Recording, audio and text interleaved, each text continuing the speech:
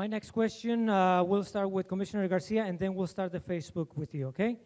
It is estimated that in 20 years, for every person retiring, there's going to be only 2 individuals working. I'm sure seniors and people with disabilities in the 4th District want to know your plan to save Social Security. First of all, Social Security is not in a crisis. It will be unless we do something about it. It means making sure that we are generating sustainable revenues. How? By ensuring that our revenues are coming from the current real economy. Over 50% of our economy is rooted in the service sector, service activities. Today, we are not taxing that. Dealing with a progressive income tax is also a part of that solution, so modernizing how we generate revenues. But in order to create and to grow the trust fund, the Social Security Trust Fund, we need to raise the cap on income earned. The current cap is $128,000 per year. That needs to grow so that income is taxable to grow and make Social Security for the future. Great ending, by the way. Sergeant Gonzalez. It's currently estimated sometime in between year 2035 that if we continue paying out Social Security the way we're doing it today, Social Security will not be solvent anymore. There's really one simple way of doing this. Currently, as Mr. Garcia announced, the cap on Social Security earnings is $128,000. That cap has to be removed. So everyone here probably makes $128,000 or less. That means that people who are millionaires and billionaires only pay Social Security on the first $128,000 of income. That should be eliminated. You should pay Social Security taxes on your entire income. That would help our Social Security system if we eliminated the income gap of $128,000. Thank you very much. Ms. Flores? I saw my grandfather, Gonzalo Flores, work for over 35 years in the kitchens. And he did that to take care of his family, to take care of us. And he could not have made it in retirement. He could not have cared for his wife, who has diabetes. He could not have cared for himself without his Social Security income. And so we have got to keep our promise to our seniors and to our people with disabilities that we will be there to care for them. And there's ways that we can do that. We can fix this tax reform bill, and we could create opportunities that allow young people to become skilled and prosperous in our workforce and contribute to the workforce. Thank you, Ms. Flores. We proceed now to the Facebook questions. I'm going to start with you. This question comes from Charlize Agnew. Plan to save public school system in the 4th District and Chicago overall. I'm a proud graduate of the Chicago Public School System.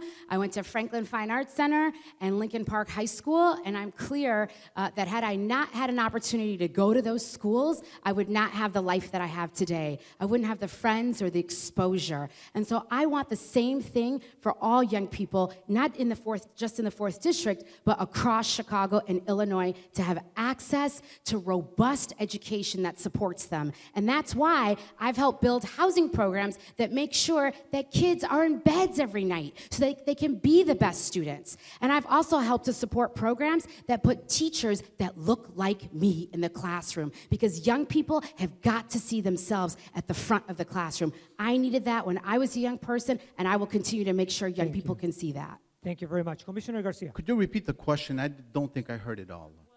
This viewer wants to know your plan to save the public school system in Chicago, the 4th District overall. Very well. First of all, I think we need to have an elected school board in Chicago like the rest of Illinois. It is key. 2, we need a progressive income tax. That is a state issue and a responsibility. What the federal government can do is increase its share of funding for Title I funds. These are the funds that provide for after-school programs, nutrition, safety. The schools have lots of discretion about what they can do. This is a real quality of life improver. We need to increase federal funding for these types of programs through Title I. That's what we can do. Not just to go on a rampage about creating charter mania in public schools throughout, school systems throughout the country, but investing concretely in Title I. Thank you, Commissioner. Sergeant Gonzalez? Yes, I believe that public schools have the potential of becoming the greatest institution of learning. The way we do this is, number one, we need to put a moratorium on closing any more Chicago public schools. We recently just closed 50. There's about 6 more that are on the chopping block. We also have to put a moratorium on creating any new charter schools. But more importantly, we have to treat our teachers fairly. We need to make sure that they get paid adequately, that their benefits are correct, and attract the best people for that job. This is the future of our children. And so we need to make sure that the teachers that are teaching them are gonna do so in such a way that our children will become brighter, and that would help Chicago.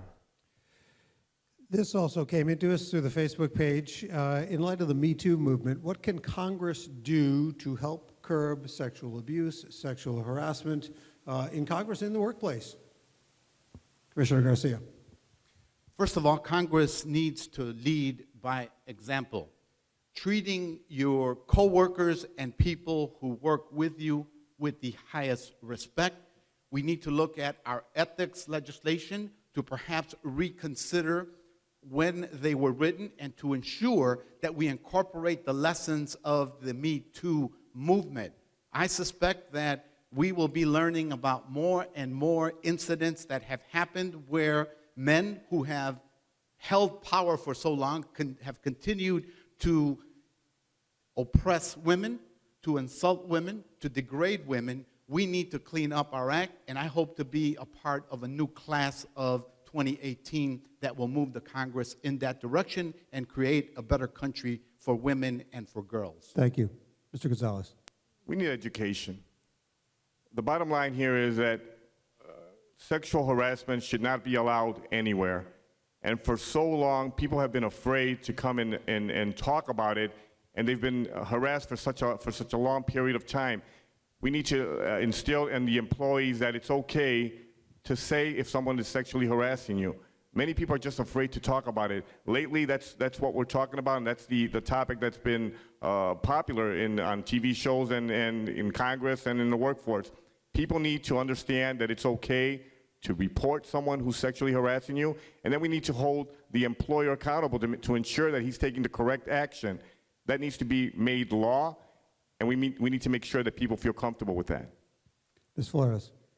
Unfortunately, like so many women and girls around this country and in this world, I too have been a victim, right? And so I understand what it means to be on the other side and to be treated like a piece of meat, or to feel scared, or to feel like you can't have a voice and speak up. And it was only because of my family and my friends and my access to therapy that I am surviving and thriving today as a result of that. I will absolutely fight to create legislation and support and enforce legislation that makes sure that we stop this travesty of civil rights infringement upon women and girls. You know, I have a beautiful 9.5-year-old niece, and I want her to grow up in a world where she's not judged for her gender or her body, but what is in up here.